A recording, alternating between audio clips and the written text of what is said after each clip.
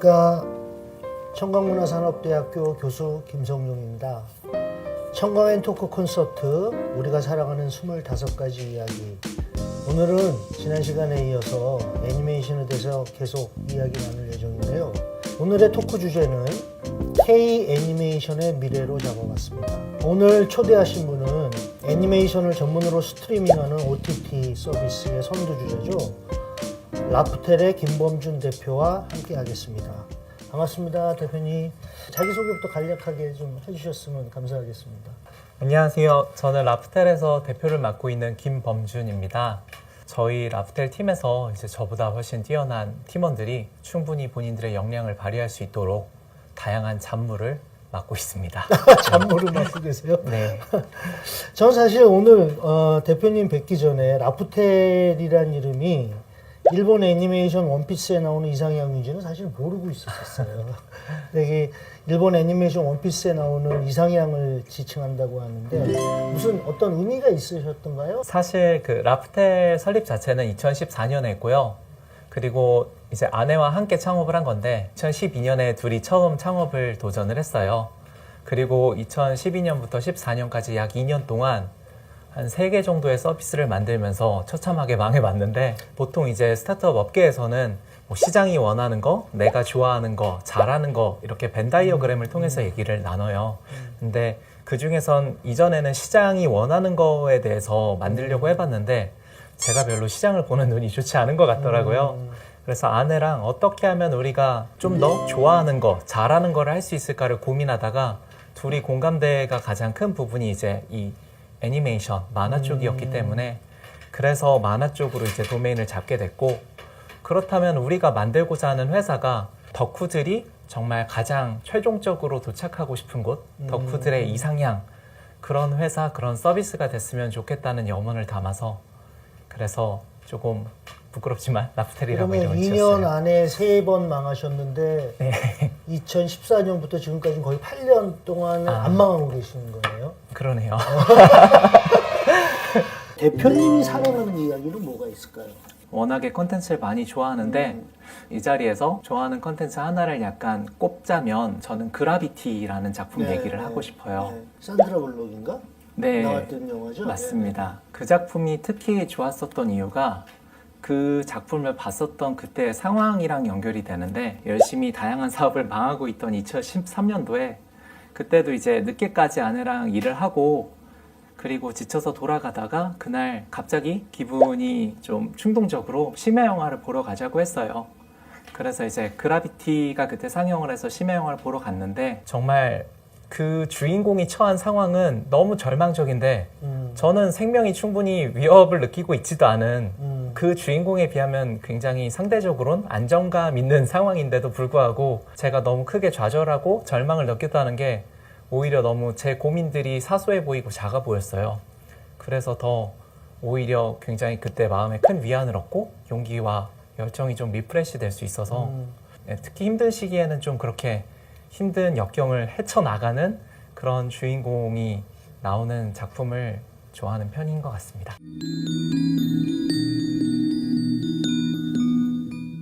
지금 하시는 사업과 관련해서 좀 네. 이제 저희가 딱딱한 얘기 좀 질문을 드리고 싶은 게, 국내뿐이 아니라 해외까지 포함해서 애니메이션 업계의 대표님이 느끼시는 트렌드의 변화, 또는 우리가 지금 가장 화두라고 생각할 수 있는 건 무엇이 있을까, 이렇게 생각해보면 뭐라고 생각하세요? 국내 애니메이션에 있어서 이제 뭐 다양한 변화들이 느껴지는데요.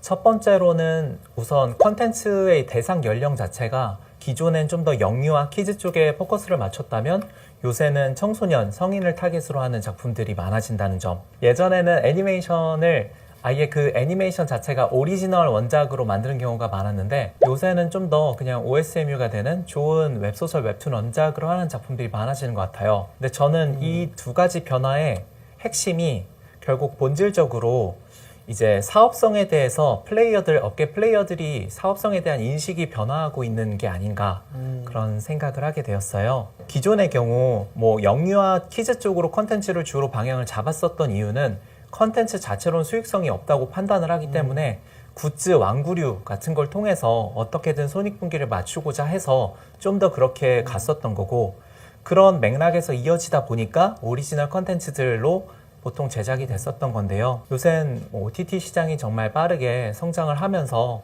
오히려 불법으로 콘텐츠를 무료로 보던 사용자들도 다 시장에 들어오게 되니까 이 업계의 산업계에 계신 플레이어들이 이제는 진짜 콘텐츠로 정말 손익분기를 도전해 볼 수 있지 않을까? 좀 이런 용기가 생겨나고 있는 상황인 것 같습니다. 그 연결해서 이제 또 질문을 드리자면 사실 우리가 한류 많이 얘기하는데 우리 애니메이션은 아직 KN이라고 할 만한 수준에 올라오지 못했다고, 산업적으로도 마찬가지고 컨텐츠 자체도 마찬가지고 그렇게 생각은 들거든요.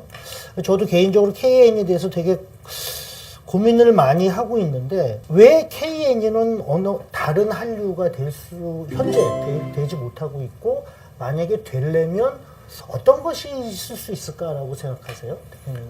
우선은 저는 아직 애니메이션에 있어서는 이제 뭐 BTS라든지 아니면 뭐 기생충, 오징어 게임 같은 대박 사례가 나오지 않았으니까 뭐 동일하게 동등한 선상에서 주목을 받을 수 없는 게 좀 당연하다고 생각을 하고요. BTS가 나오기 이전에 예전부터 뭐 B도, 원더걸스도, 싸이도 굉장히 많은 뛰어난 아티스트들이 계속 글로벌 시장에 도전을 했었잖아요. 그것들이 차곡차곡 쌓여서 결국 이제 지금의 BTS가 나온 것처럼 저는 요새 시네탑이나 뭐 가도하나 아니면 뭐 기생수처럼 요새 네이버 웹툰 원작을 IP로 한 애니메이션들이 계속 글로벌 시장에 문을 두드리고 있는데요.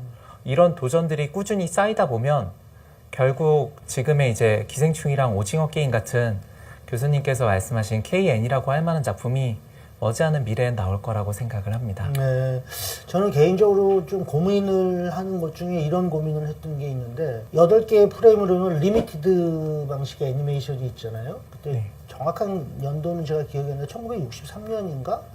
그 데츠카 오사무가 아톰 할 때 처음으로 이제 도입한 걸로 저는 알고 있는데, 그 리미티드 방식의 애니메이션의 최고봉인 심슨, 미국의 심슨인데 캐릭터가 움직이지 않아도 입만만 이렇게 움직인다든지 액팅이 그렇게 중요하지 않다든지, 이건 새로운 형식의 어떤 연출 방식이고 표현 형식이어서 그 나름대로 저는 가치가 있다고 보는데, K 애니메이션도 혹시 뭐 그런 쪽에서 어떤 우리만의 독특함이나 독창성을 찾을 수 있을까요? 너무 막연한 질문인가요? 아니요, 굉장히 어려운 질문이어서 웃었고요. 저는 근데 사실 그 데츠카 오사무 감독님이 그때 당시에 이제 다양한 그런 창의적인 기법을 발굴한 게 현실적인 장벽들 때문이었다고 생각을 해요. 네. 지금도 미국 애니메이션과 일본 애니메이션의 프레임 차이가 다르게 된 것처럼, 근데 오히려 그렇게 함으로 인해서 뭐 요즘 말로 오히려 좋아 같이 새로운 느낌이 생기긴 했는데, 기존의 K 애니메이션에 있어서는 K 애니메이션이라고 아직 말하기 좀 쑥스럽지만 저희가 지금 다양한 실험을 하는 거에 있어서는 뭐 재패니메이션처럼 그런 프레임으로도 만들어보고 아니면 미국 애니메이션 같은 것도 만들어보고 하는데, 웹툰처럼 무빙툰이라든지 그런 시도들이 많았었잖아요. 그런 식으로 했을 때는 컨텐츠를 제작하는 것에 대해서 좀 더 예산도 아낄 수 있고 더 빠르게 제작을 할 수 있고, 만약에 그렇게 하면서도 결국 콘텐츠의 본질은 재미있는 스토리를 잘 표현하고 담는 건데 그 부분을 해치지 않을 수 있다면 무언가 아예 판이 바뀔 수도 있다는 생각을 해요. 저희 청강대 애니메이션과 같은 경우는 평균 한 10대 1 정도의 입학 경쟁률이 있거든요. 그러니까 애니메이션을 희망하는 젊은 청춘들이 굉장히 많은데 그에 비해서 우리 산업은 K-팝이라든지 K-드라마, 뭐 드라마라든지 영화 쪽에 비해서는 아직은 애니메이션이 활성화가 안 됐다고 보이는 시각을 갖고 있어서 우리나라 애니메이션 시장 활성화를 위해서는 어떤 돌파구가 필요할까라는 고민을 저희도 하고 있는데, 현장에 계시는 입장에서는 혹시 뭐 그에 대해서 아이디어가 있으신가요? 조금 원론적인 대답처럼 들리긴 하는데 결국은 좋은 작품을 만드는 꾸준한 도전을 할 수 있는 그런 환경이 구축이 돼야 된다고 생각을 해요. 국내에서 제작한 작품이 글로벌하게 모든 사람들에게 이제 전파되지 않더라도 충분히 국내 시장만으로도 이것이 사업적으로 가치가 있어야 저는 앞으로도 계속 플라이휠을 돌릴 수 있다고 생각하거든요. 이제 컨텐츠를 제작할 때 홈런이 아니면 무조건 다 망했다라고 현재는 평가받는 형태인데 1루타랑 2루타만 치더라도 충분히 그 수익을 통해서 다시 재도전을 할 수 있는 그 정도의 그 환경이 구축이 되어야 될 거고, 그를 위해서는 저는 국내 애니메이션 생태계 자체가, 시장 자체가 아직은 좀 더 성장을 해야 된다고 생각해요. 네. 충분히 애니메이션을 좋아하는, 감상하는 독자들은 많은데 비해서 부끄럽게도 아직까지는 불법 서비스들이 저희보다 훨씬 트래픽이 많거든요. 아, 그렇습니까? 네. 그래서 그렇게 불법으로 무료로 콘텐츠를 보는 사용자들의 약 20% 정도만 합법 시장으로 넘어온다면 저는 훨씬 더 이 시장이 빠르게 크고 그렇게 발생한 매출들이 다시 좋은 콘텐츠를 제작하는데 재투자되는 그런 플라이휠이 구축된다면 굉장히 빠른 속도로 성장할 아직도 것 우리나라에 같아요. 그런 거 다 없어진 줄 알았더니 아닌가 보네요.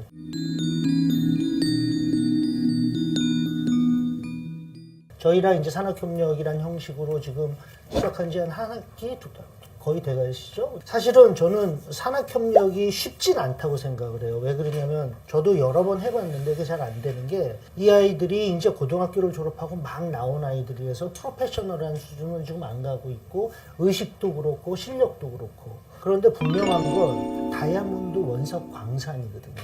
근데 그 원석을 알아보고 캐서 가공을 해야 이게 다이아몬드가 되는데, 네. 어떤 게 좀 아쉽고, 학교에서는 어떤 부분들에 대해서 산업에 있는 것들을 이해하고 도와줘야 되고 가이드를 해주는 이런 거에 대한 혹시 아이디어가 있으신가요? 저도 공감하는 게, 정말 다이아몬드 광산이라고 표현하셨는데 저희 라프텔 내 제작팀이 있는데 거기에도 이제 청강대 졸업생 분도 계시고 청강대 졸업 작품 같은 거를 같이 이제 보러 오고 하는데, 매년 계속 더 그 졸업생들의 수준이 꾸준히 계속 개선이 되는 게 느껴져요. 그런 점에서 저는 다이아몬드 광산이라는 점에 공감을 하지만 산학협력이 정말 생각보다 쉽지 않다라는 것도 않습니다. 너무 공감이 돼요.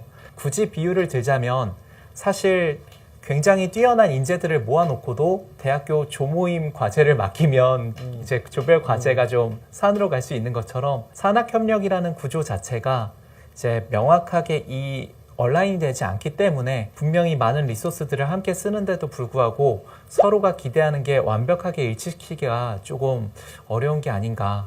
이 부분에 대해서는 정말 더 고민을 많이 해봐야 될 것 같습니다. 제 생각에 고민도 많이 필요하고 경험도 많이 필요할 것 같아요. 라프텔이 앞으로 지향하는 모습은 어떤 모습일까요? 저희는 크게 두 가지 목표를 지금 가지고 있어요. 첫 번째는 우선 뭐 쉽게 표현하자면 덕후들의 필수 앱이 되는 거예요. 그래서 기존에 저희의 주 고객들이 정말 라프텔이란 서비스가 너무 만족스럽고 이 서비스를 차마 안 쓸 수 없게 할 수 있도록 계속 고도화시키고 더 사용자들이 만족할 수 있도록 하는 방향이고요. 저희가 이걸 잘 한다면 아직 컨텐츠를 불법에서 무료로 보던 사용자들도 자연스럽게 넘어와서 이 시장이 커지는 데 기여를 할 수 있다고 생각을 해요. 그리고 두 번째 목표는 덕후의 대중화라고 저희는 표현을 했어요. 그래서 저희 내부적으로는 기존의 웹툰 웹소설 시장 같은 경우엔 이미 1000만, 2000만 독자들이 있는데 아직 애니메이션 시장은 저는 한 300~400만 정도의 잠재 고객들이 있다고 생각을 하거든요.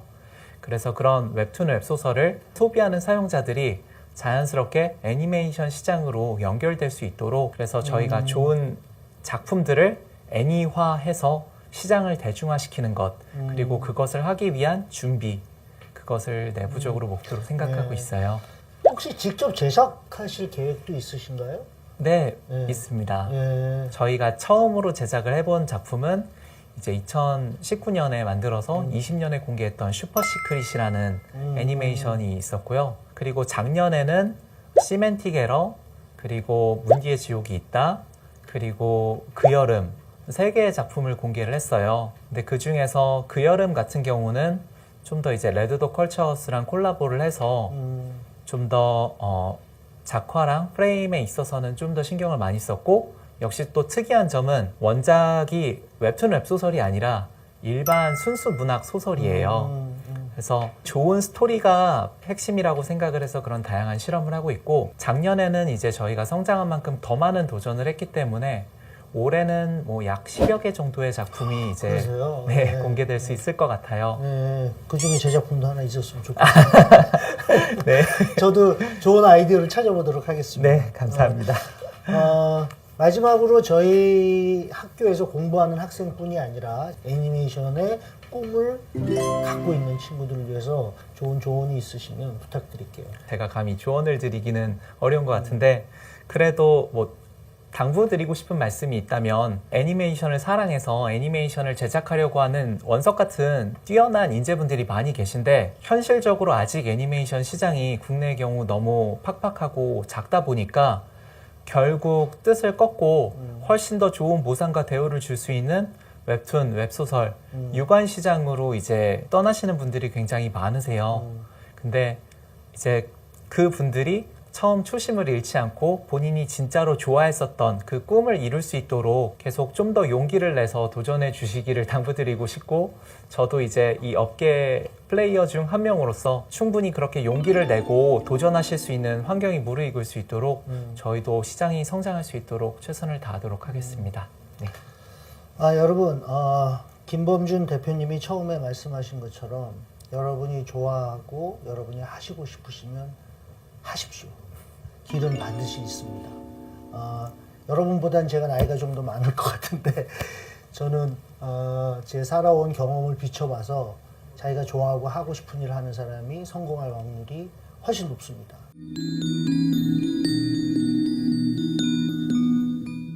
청강 앤 토크 콘서트 우리가 사랑하는 25가지 이야기 지금까지 라프텔 김범준 대표님과 함께 했고요. 오늘 잠깐 이야기 나누신 소감을 짤막하게 해주시면. 네, 사실 대본을 보고 준비하면서 많이 긴장도 되고 떨렸었는데 오히려 이제 현장에 나와서 이렇게 교수님이랑 편하게 얘기를 나누다 보니까 저도 너무 재밌었고요. 좋은 자리 초대해 주셔서 감사합니다. 와주셔서 감사합니다. 네. 청강 앤 토크 콘서트 우리가 사랑하는 25가지 이야기를 오늘 순서를 마치겠습니다. 함께 해주셔서 감사합니다. 감사합니다.